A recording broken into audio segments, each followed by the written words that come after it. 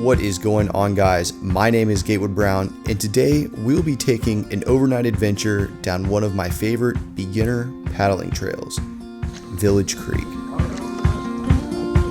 I came and went like a wave. I went like a wave. A lot of people don't realize you can have such clear water in the East Texas region. Now, don't worry if you don't live anywhere near Texas. These same methodologies will apply to the rivers and streams that are close to your house as well. From what I've noticed, Village Creek is very representative of calm paddling rivers here in the US. So even though we'll be taking a deep dive into Village Creek, the goal of this video is to help all beginner paddlers, and really, I guess, paddlers of all skill levels. And to be quite honest, places like Village Creek keep me coming back every single year. We've got our second annual Village Creek paddle about to be underway. So guys, why don't we dive right into it? So Village Creek brings us out to the East Texas Piney Woods area. This region is most notable for its large pine trees, swampy areas with big ol' cypress trees, and kind of murky water, to be quite honest. However, I think Village Creek is one of those exceptions. Even though the water is stained by tannins, it's still plenty fresh to swim and hang out in. Now, generally speaking, East Texas does get a lot of rainfall, and so flow rates are usually pretty good to go kayaking in. Every single time I've been out to Village Creek, it's been around the 800 to 900 range, which is pretty high. However, I've known people that successfully paddle this river 200 to 300 CFS. So it can be done at lower flows. What that will likely cause you to do is come across more log jams. However, I digress. So taking flow rates into mind and understanding the geography of this river, we can know that it's deep, runs well, and mileage generally will be higher than in some other regions of Texas.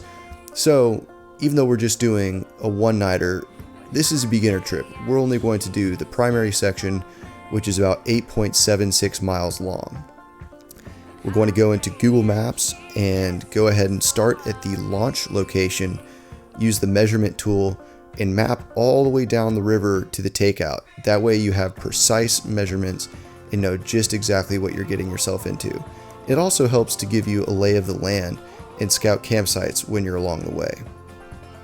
And speaking of camping, I generally like to cover 3/4 of the mileage on that first day, so that when you wake up from a long night's slumber, you just have a little bit left to go before the takeout. So on this route, let's shoot for 6 to 7 miles on the first day, and that'll leave us right around 2 miles to paddle on the way back home, day 2. Okay, so now that we've planned out our route and found launch and takeout locations with good parking and decent mileage between the crossings, let's go ahead and move on to the phase where we start to buy stuff. This is probably, well, I don't know, depends who you are, but buying gear is always a blast. So for this particular route, a lot of people rent kayaks and canoes, and that's actually very handy because not everybody does have the space to store a kayak. For this particular trip, we went with Austin Canoe and Kayak for our kayak and paddle rentals. They have locations all throughout Texas, but we went to the Houston store. Well, and so now that we have all of that out of the way, it's time to execute on the plan. So on this particular day, we met at the takeout location, loaded all of our gear up into a couple of cars, left one truck at the takeout, and drove everybody else to the launch. And from there, we just started to stage, getting all of the gear out of your car and into your kayak.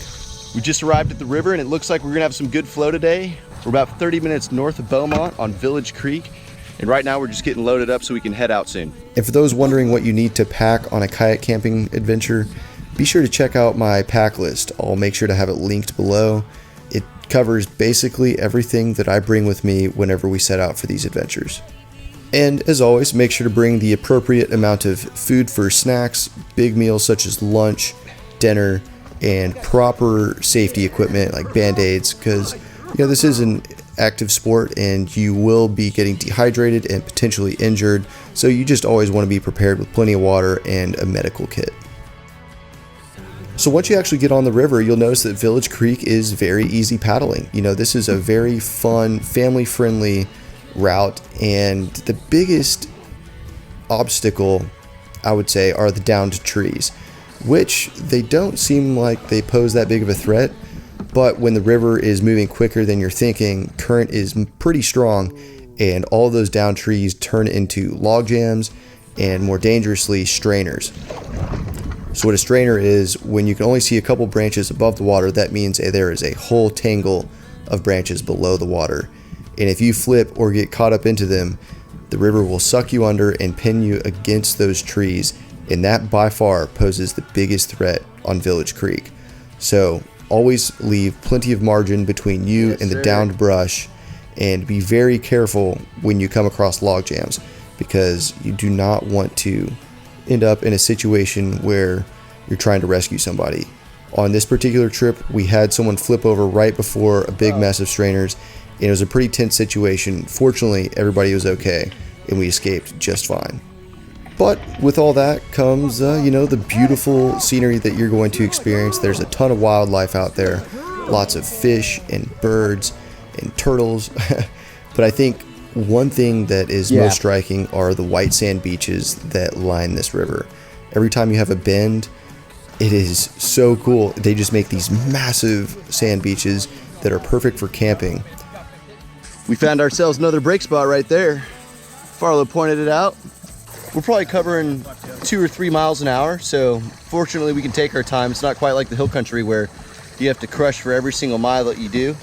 Out here, it's more leisurely, but still a little bit technical with the downed trees. But Texas paddling is always a great time, so you gotta come out here and visit. The other great thing about Village Creek is most of the way it's pretty shallow, and you have these awesome shelves you can just sit down and take a chill in.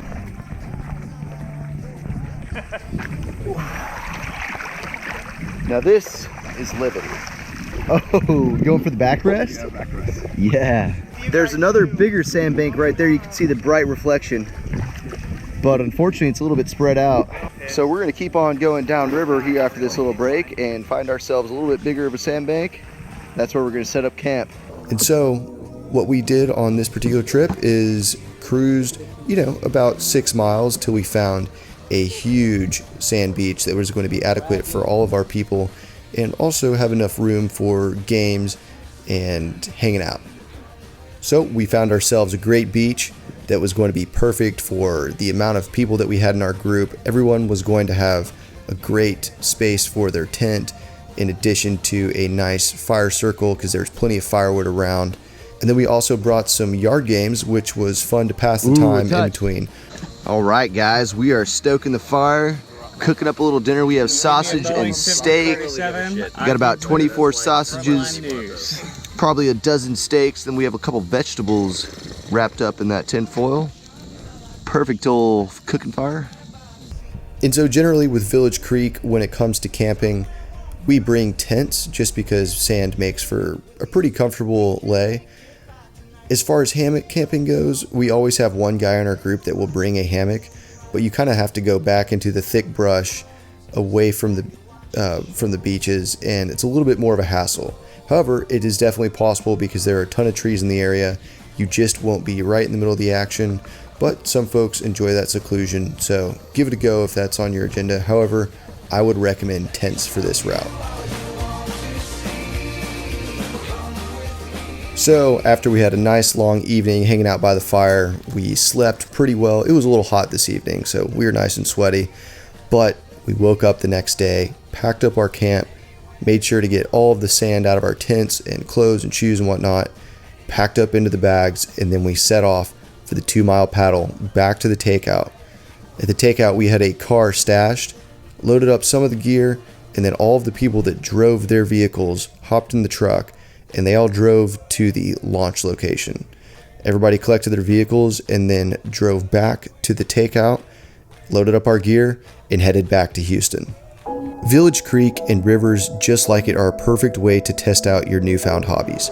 You'll have more confidence to plan bigger and more adventurous trips once you get a few of these shorter ones out of the way, and I will tell you, the more remote you can get, the more fun you'll have, assuming everything goes correct.